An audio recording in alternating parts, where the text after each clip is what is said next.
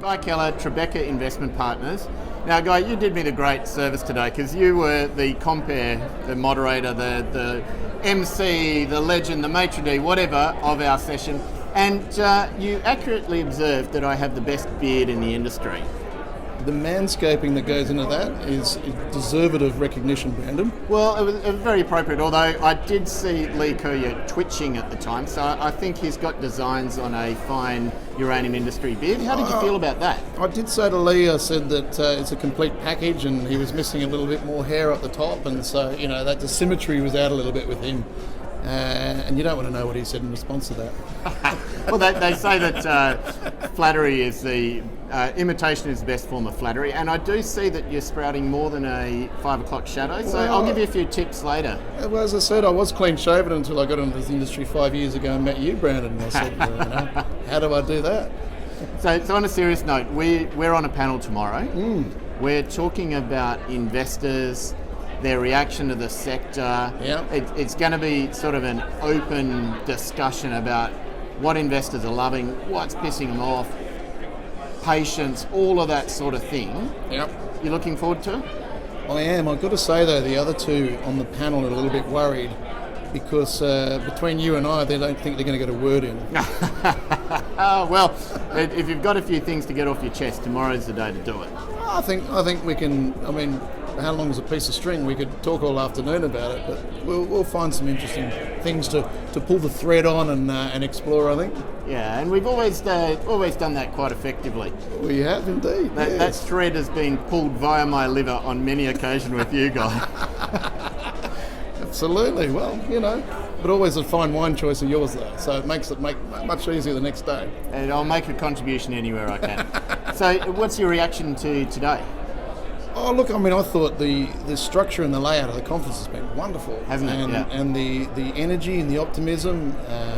There's obviously a group of people that have been in the industry a long time, seeing each other again, exchanging ideas, So it's been a really, really good energy, and I'm looking forward to tomorrow as well. Yeah, well, I just want to say thank you. It was your email that actually got this conference started. Remember that one? You said, what the bloody hell are we doing not having a uranium conference in Adelaide, a global one, when this is the year that uranium is having its day in the sun? And then industries put this together. There's no profit motive. It's not for profit. Nope. And we've had the best turnout in several years, if not ever, for the 16-year history of this event. It's been phenomenal, and I think it just goes to show that it is. There's so many catalysts in the market right now that are getting, eyeballs on the sector. And so that was why I was saying, this is a silly year to not have it. We have to have it. And I think as well, there's going to be a lot of follow-on from this where people are going, what were the takeaways from that? What was going on? What do I need to know?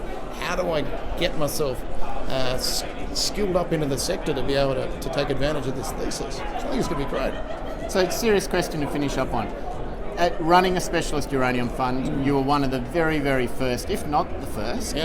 I remember that it was just as Yellowcake launched, that you guys launched. Incredible timing at the time. We're going back to 2018, are we? June 2018. So you've been able to observe the flow of ideas and attitudes from generalist investors, because presumably that's a large part of your market.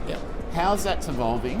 What's happening with their understanding generally of the nuclear/nuclear fuel opportunity, and what's it going to take for that wall or stampede or flurry of money to come into this sector? So when you look at the Australian investing institutions, you've now got a really unique situation where there's now 3 ASX listed uranium names in the Small Ords Index. There's 200 basis points of uranium exposure. A lot of these small cap funds are bundling together as energy. A lot of them don't own coal because their investor base say they can't, so they end up being heavy oil and gas. And they're now looking at this saying, this is a sector that's at the beginning of a recovery that could last decades. And we're sitting here, we need to get 200 basis points exposure, just gets us flat on that.